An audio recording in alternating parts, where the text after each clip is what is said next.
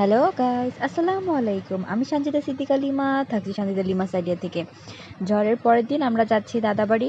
আর এই জালে একটা মাছ ধরা পড়েছে। বড় নদীর সাথে কানেক্ট করা আমাদের ওই খাল, আর এখানের বাঁধ ভেঙে যাওয়ার কারণে আমাদের নানা বাড়িতে অনেক পানি ঢুকে গেছে। খালে প্রচুর পানি বেড়ে গিয়েছিল, আর এইখানেরও আশেপাশে ঝড়ে গাছপালা ভেঙে গিয়েছে। আর আমরা এখন খেয়া কাটে অপেক্ষা করছি। ট্রলারে করে আমরা ওপারে যাব।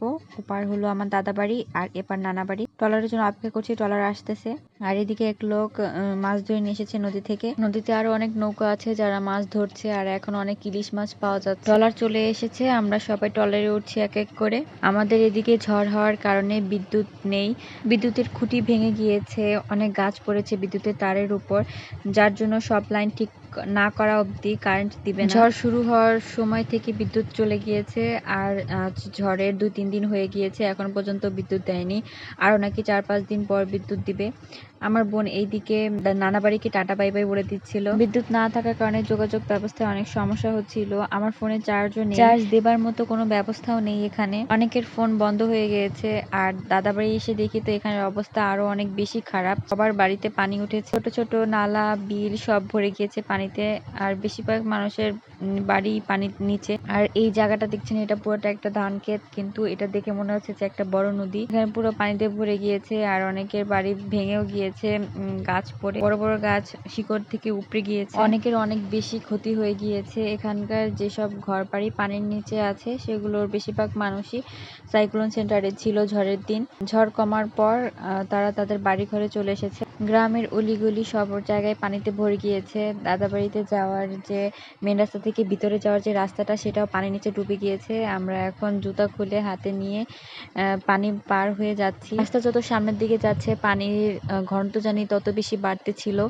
আর এখানে ইটগুলো এত বেশি পিছলা ছিল যে আমি ভালো করে হাঁটতেই পারছিলাম না। এটা আমার চাচার ঘর, তার ঘরও ডুবে গিয়েছে। যেদিন ঝড় হয়েছিল সেদিন নাকি অনেকের বাড়ি পানির নিচে ছিল, আর এখন ঝড়ের 2-3 দিন পর এখন পানি একটু কমে গিয়েছে। আমি কখনো জীবন্ত শামুক দেখিনি, এখানে এসে দেখলাম। আর এটা আমাদের দাদার ঘর, মানে আমাদের বাড়ি। আর বাড়ির সামনে উঠোনে সব জায়গায় পানি দিয়ে অনেক ভরে গিয়েছে। আমাদের এই বাড়িটা অনেক পুরনো, অনেক আগে তৈরি করা হয়েছে, অনেক জায়গায় ভেঙে গিয়েছে। এই গ্রামে অনেকের ফ্ল্যাট বাড়ি আছে, আরো উঁচু করে বাড়ি তৈরি করা আছে, কিন্তু সকল বাড়ি পানির নিচে ডুবে গিয়েছে, ভেঙে গেছে, অনেক ক্ষয়ক্ষতি হয়েছে। কিন্তু আমার দাদার এই পুরনো বাড়িটায় একদমই পানি ওঠে নাই।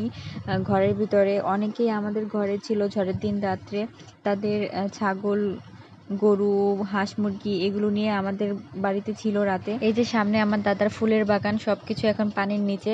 আর এই সামনে একটা পুকুর আছে, অনেক বড় একটা পুকুর, কিন্তু পুকুর সমান পানি রাস্তায় উঠে গিয়েছে। এখন পুকুরের কতটুকু জায়গায় পুকুর আছে সেটা বোঝাই যাচ্ছে না, পুরো পানিতে ভরে গিয়েছে। আর এখানে আমার দাদি আরো প্রতিবেশী আরেক দাদি ছিল, উনি হলো সব ঘুরিয়ে ঘুরিয়ে দেখাচ্ছিল। তারপর আমরা সেখান থেকে বেরিয়ে আসি সাইক্লোন সেন্টার দেখার জন্য। আমাদের এই গ্রামে এটা একটা সাইক্লোন সেন্টার, এখন বন্ধ আছে। গতকাল রাতেও এখানে লোক ছিল, পানি কমার সাথে সাথে তারা সবাই চলে গিয়েছে। আর এই যে এখন এখানে নদীর ধারে এসেছি আমরা, এগুলো শুকনা ছিল, খালি জমি ছিল, চর পড়েছে এই জায়গাগুলোতে, কিন্তু এখানে অনেক বেশি পানি। সেখানে যাওয়ার জন্য আমরা সবাই মিলে এখন বিশাল কাদার রাস্তা পাড়ি দিয়ে যাচ্ছি। দূর থেকে দেখে মনে হচ্ছিল যে এই জায়গাগুলোতে পানি নেই, একদম শুকনা। এর আগেও একবার এসেছিলাম, তখন শুকনা ছিল, সেটা ভেবে এখানে এসেছি কাদা পার হয়ে, কিন্তু এসে দেখি যে এখানে কাদা আরো অনেক বেশি। এই কাদাগুলো আরো বেশি খারাপ, জামা কাপড়ে ছিটকাচ্ছিল। এসে যখন পড়েছি কি আর করব, এখন এই কাদাগুলো পাড়িয়ে পাড়িয়ে দেখছিলাম সবকিছু। কাদাটা যদি না থাকতো তাহলে এই নদীর ধারে পরিবেশটা ছিল অসাধারণ। রোদ ছিল না, মেঘলা মেঘলা আকাশ, আর সবকিছু অনেক সুন্দর, আর অনেক বাতাস ছিল। আর দেখি যে এখানে একজন মাছ ধরতেছে, আর উনি অনেকগুলো মাছ পেয়েছে। তার এই ব্যাগে মাছগুলো রয়েছে, উনি চিংড়ি মাছ পেয়েছে বেশি। জাল থেকে এভাবে মাছ ছাড়ানোর দৃশ্যটাও দেখতে অনেক ভালো লাগছিল। তারপর আমরা সেখান থেকে চলে আসি। তারপর আমরা এই গাছটার এখান দিয়ে যাচ্ছিলাম, আর আমার ছোট চাচাতো ভাই বোন দেখে বলছিল কি, আপু দেখো এটা খাওয়া যায়। আমি বললাম যে এটা আবার কেমন ফল, ভিতরটা দেখলাম মরিচের বিচির মতো, এগুলো নাকি এভাবেই খায়। তারপর আমরা বিকালবেলা ঘুরতে আসি এখানে, আর এখানে এসে ঝালমুড়ি খাই।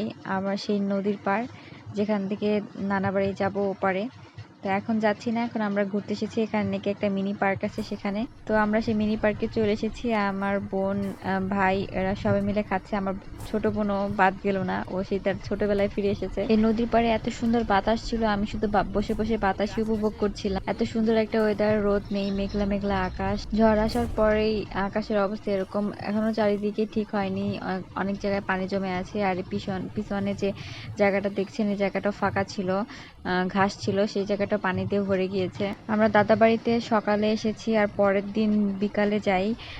আমার ফোনের চার্জ আজকে বিকাল পর্যন্তই ছিল, পরের দিন আর চার্জ ছিল না, ফোন বন্ধ হয়ে গিয়েছে, যার জন্য বাকি ভিডিওগুলো আমি করতে পারিনি। আর এখানে যেহেতু কারেন্ট নেই, চার্জ দেওয়ার কোনো ব্যবস্থা ছিল না, প্রায় একদিন আমি ফোনে চার্জ ছাড়া ছিলাম, ফোন বন্ধ, ফোন নিয়ে ঘুরে বেড়াইছি। অনেক সুন্দর সুন্দর মোমেন্ট ছিল যেগুলো আমি ফোনে ধারণ করতে পারিনি, ওই স্মৃতিগুলো আমি শুধু আমার চোখ দিয়ে দেখেছি আর মন দিয়ে অনুভব করেছি। আমরা এখানে প্রায় 1.5 ঘন্টা ছিলাম, তারপর আমরা চলে যাই। আর এখান থেকে চলে যাওয়ার সময় আমার ফোনটা বন্ধ হয়ে যায়। এরপরের দিন আমার বড় আব্বু তাল গাছ থেকে পানি তাল পেড়ে দিয়েছিল, আমরা পানি তাল খেয়েছি। খেজুর গাছ থেকে খেজুর পেড়ে দিয়েছিল, আমরা খেজুর খেয়েছি। সেই সবগুলোই শুধু স্মৃতি হয়ে রয়ে গেল, কিন্তু সেই স্মৃতিগুলো আমি আপনাদের সাথে শেয়ার করতে পারলাম না। এটার জন্য আমার মন অনেক বেশি খারাপ ছিল। এই নদী থেকে আমার বড় আব্বু ইলিশ মাছ ধরেছে, সেইগুলো আমি ভিডিও করতে পারিনি। আমার চ্যানেলটি অবশ্যই সাবস্ক্রাইব করবেন এবং বেল আইকন অন রাখবেন। ভালো থাকবেন সবাই, আল্লাহ হাফেজ।